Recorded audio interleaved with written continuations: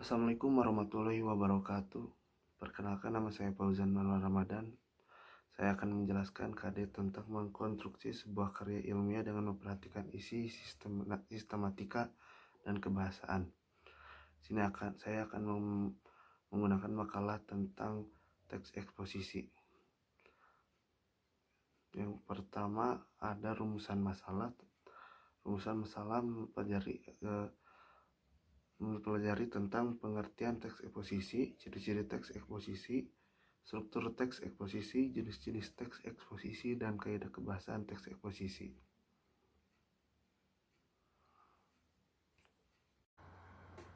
Yang pertama ada pengertian teks eksposisi. Teks eksposisi merupakan genre teks berisi gagasan secara singkat, padat, serta bertujuan agar orang lain dapat memahami pendapat yang disampaikan.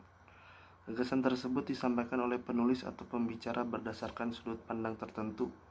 Untuk menguatkan gagasan yang disampaikan, penulis atau pembicara menyertakan alasan-alasan yang logis. Fungsi teks eksposisi adalah untuk menyampaikan, mengungkapkan, menerangkan, atau menguraikan suatu gagasan berupa pokok-pokok pikiran mengenai suatu topik yang bersifat non-fiksi atau nyata dengan dasar argumentasi yang kuat. Bentuk teks ini biasanya digunakan dalam kegiatan ceramah, perkuliahan, pidato, editorial, opini, dan sejenisnya. Selanjutnya ada ciri-ciri teks eksposisi. Yang pertama, singkat dan padat. Yang kedua, gaya informasi yang mengajak. Selanjutnya, menyampaikan teksnya secara lugas dan menggunakan bahasa yang baku. Menjelaskan informasi pengetahuan. Tidak memihak berarti tidak memaksakan kemauan dari penulis terhadap pembacanya. Yang selanjutnya, teks eksposisi bersifat objektif dan netral. Penjelasannya disertai data-data yang akurat. Fakta digunakan sebagai konkretasi dan kontribusi, dan umumnya menjawab apa, siapa, kapan, di mana, mengapa, bagaimana, atau 5W1H. Selanjutnya ada struktur teks eksposisi. Teks eksposisi merupakan teks yang dibangun oleh pendapat atau opini. Sejalan dengan isi teks eksposisi, struktur teks eksposisi meliputi yang pertama, tesis atau pernyataan pendapat. Tesis atau pernyataan pendapat adalah bagian pembuka dalam teks eksposisi. Yang kedua, argumentasi. Argumentasi merupakan unsur penjelas atau untuk mendukung tesis yang disampaikan. Yang ketiga, penegasan ulang. Penegasan ulang yaitu bagian yang bertujuan menegakkan pendapat awal serta menambah rekomendasi atau saran terhadap permasalahan yang diangkat. Selanjutnya ada jenis-jenis teks eksposisi. Yang pertama, eksposisi definisi yaitu suatu paragraf eksposisi yang memaparkan definisi atau topik tertentu. Yang kedua, eksposisi proses yaitu langkah-langkah atau cara-cara untuk melakukan suatu dari awal hingga akhir. Yang ketiga, eksposisi ilustrasi yaitu teks yang memaparkan informasi atau penjelasan tertentu dengan caranya memberi gambaran yang sederhana mengenai suatu topik dengan topik yang lainnya.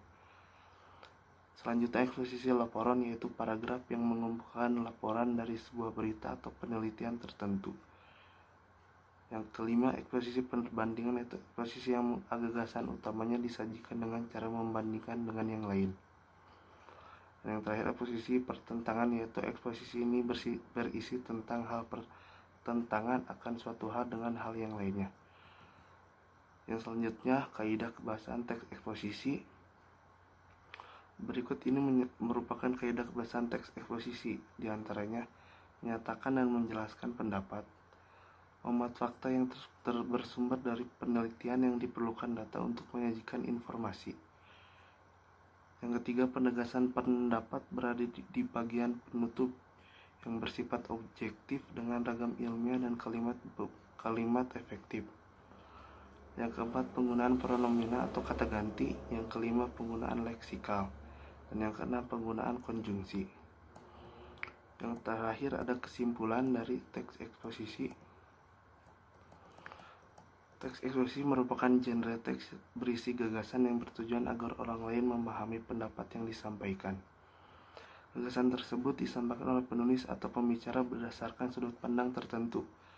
Untuk menguatkan gagasan yang disampaikan, penulis atau pembicara menyertakan alasan-alasan yang logis.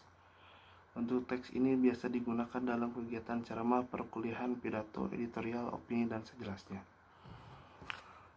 Mungkin hanya sekian yang dapat saya sampaikan tentang mengonstruksi sebuah karya ilmiah dengan memperhatikan isi sistematika dan kebahasaannya. Mohon maaf banyak kesalahan. Terima kasih. Wassalamualaikum warahmatullahi wabarakatuh.